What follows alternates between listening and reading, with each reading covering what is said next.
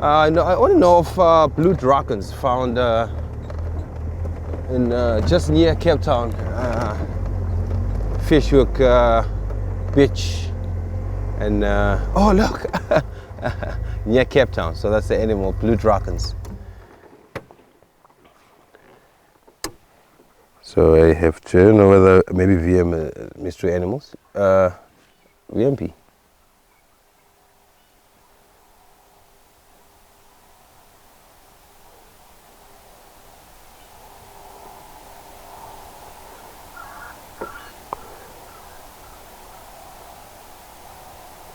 Because strange looking animals, and which is native to Africa or South Africa. What a strange looking animal. I can say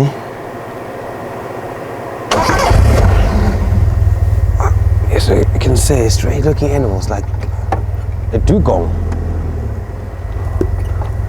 Yeah, I can say a dugong. Yes, beautiful zebras, they are beautiful.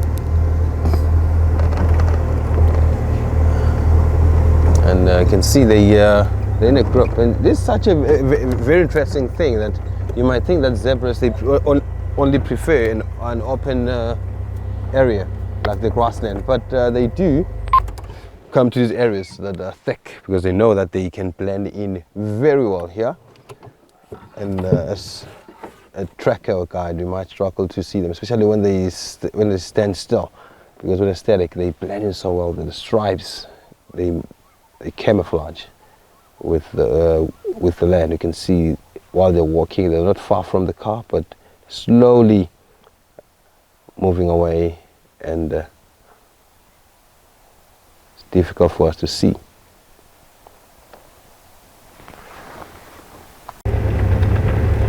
My ears all opened.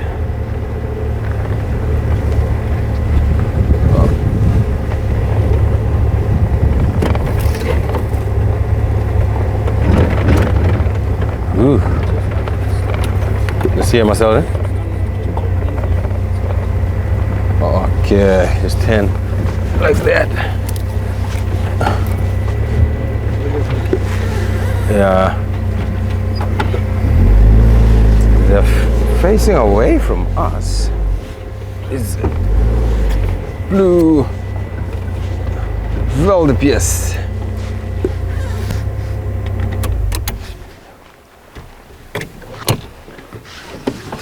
So these two Wildebeest, they don't migrate like the ones that you find in Kenya and Tanzania. So these ones are always in the Kruger Park, but they have this vast land that they can use.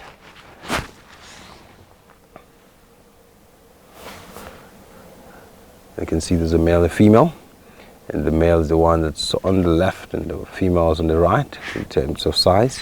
You can see the males are quite larger compared to the females, and they're not competing with the zebras because they feed on the same thing, the grasses, but they feed on different lengths of grasses. So you will see the wildebeest will feed a little bit lower, and then the zebras will feed a little bit higher.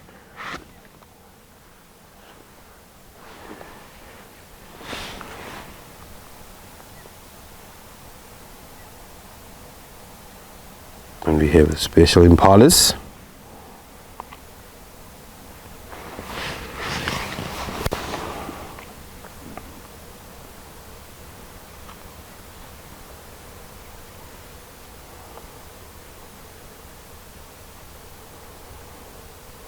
And I'm keeping quite a little bit because I just want to listen to the surrounding. Maybe I'll hear something here.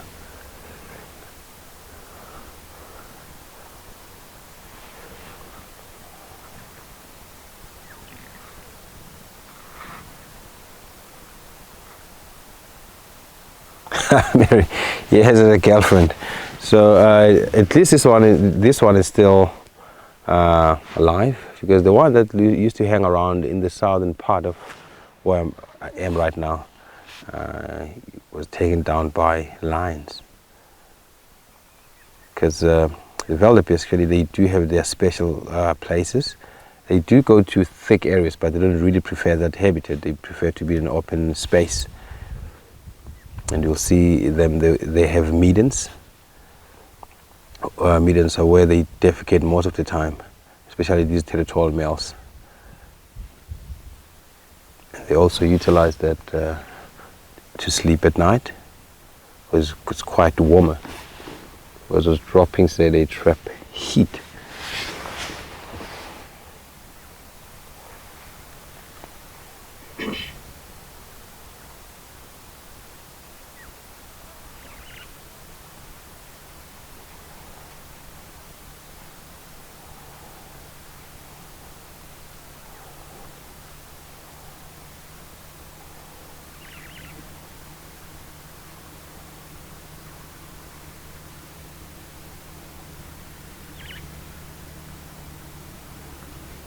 Oh, Africa Sky, I just saw your question now. The music intro just before the safari starts, where is it from? And they saying something in another language. I think, oh my. VMP, is that is that song from Kenya, or maybe a tribe in Africa? So it's a tribal song, but from where, I'm not sure. And, what are you looking at, these impalas? What are you looking at, impalas? That's what they do. If they suspect something, they will look and they will walk towards it a little bit. And if they see that it's a threat, they will start shouting.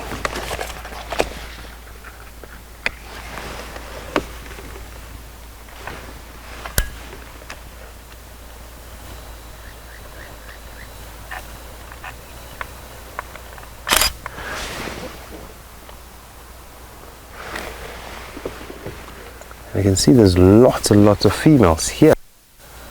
A combination of young males, and you'll find that there's a male that is owning this harem of females. Bless you, my soul. I think there's something, but sometimes you might think that there's nothing while they're suspecting something. Maybe they do see that there's something that might cause trouble, but they haven't seen it properly. Because if a leopard stalks, it's a different story. They might suspect that it's a leopard, but they're not sure. Or maybe a lion. But what I'll do, I will drive towards the area where they're facing. Because I think they do see something. Marcelo, let's leave this beautiful area here.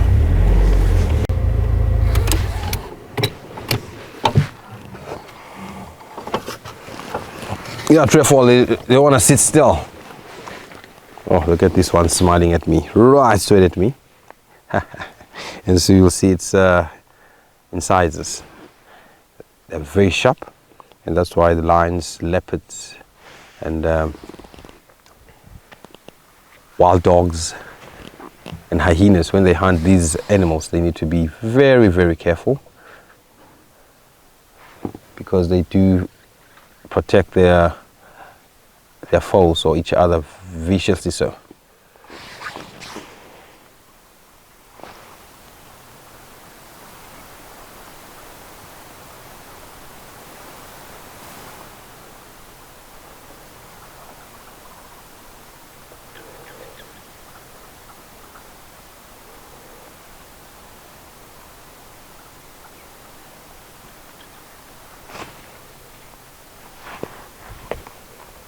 Beautiful, look at these stripes.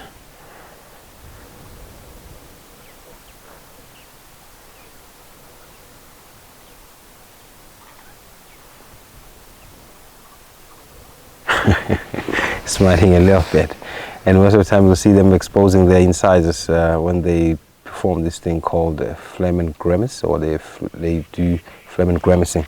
Marcel, when you look to your left there, to those two that they're standing next to each other, see there's something really interesting that they're doing there. And because they don't have insect repellent, what they do that they use their tails. That's why they're facing opposite directions. You can see their tails moving, their faces. So that's how they chase away the flying insects there. It's beautiful.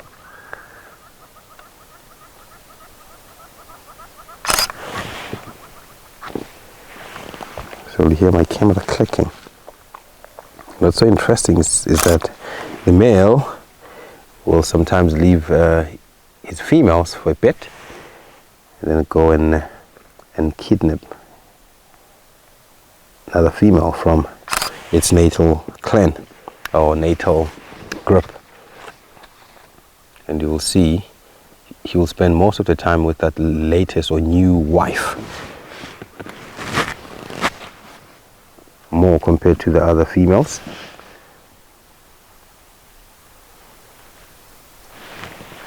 And there's this one zebra here.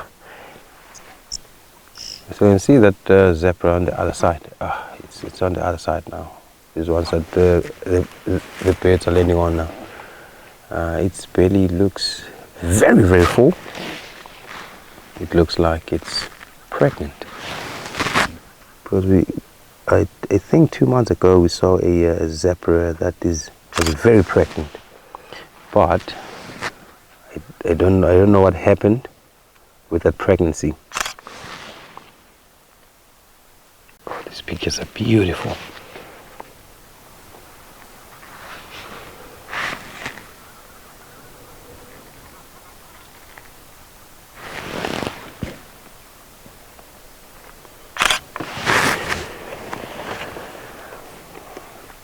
So you can see their mange.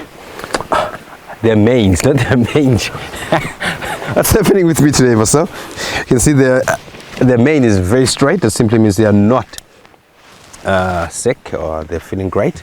And you'll see if it bends on the side, their mane looks like it means like they are not as healthy. And you'll sometimes when they're not feeling well, you'll see them while they're standing.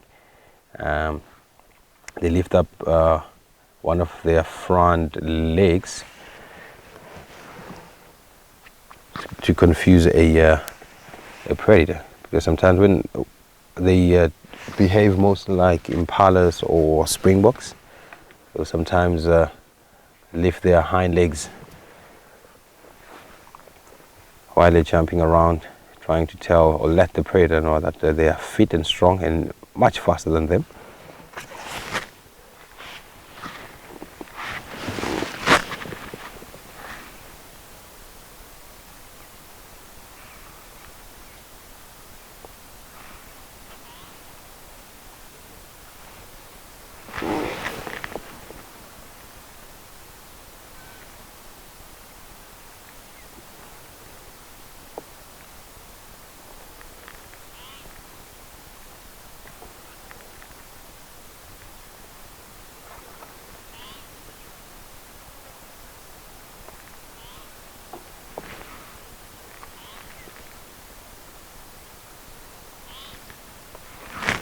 Beautiful. Oh, exposing their teeth today. I don't know whether they want us to brush them or to just to see them.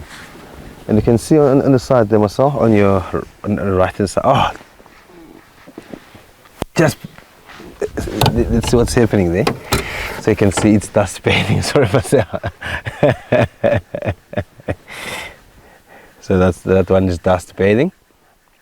And you sometimes see donkeys or horses doing the same, because they can't really reach that part on their back that easy. So dust bathing, it helps it, to minimize the population of the ticks, or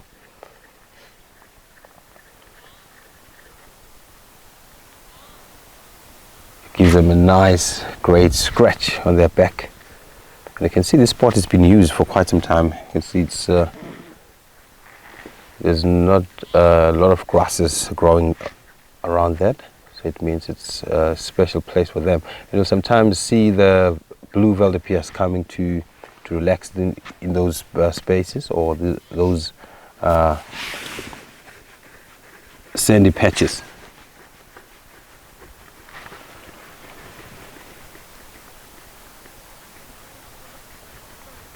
Agree with you, Mary. So I'm sure they have bigger heads. They have bigger heads, so sometimes they get very heavy.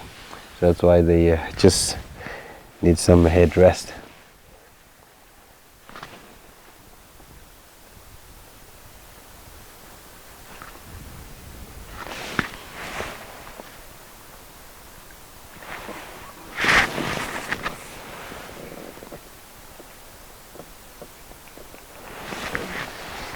I think Marcelo spotted something. He spotted something, Marcelo. Marcelo, I think he spotted something that's very interesting. Let's just move forward and see that it's what thought he saw. Because this is a different group, and we have more zebras on the other side. Join PaintedDog TV for the world's only private live virtual safari, and you could be sitting amongst an elephant herd just like this. Go to www.painteddog.tv to find out more.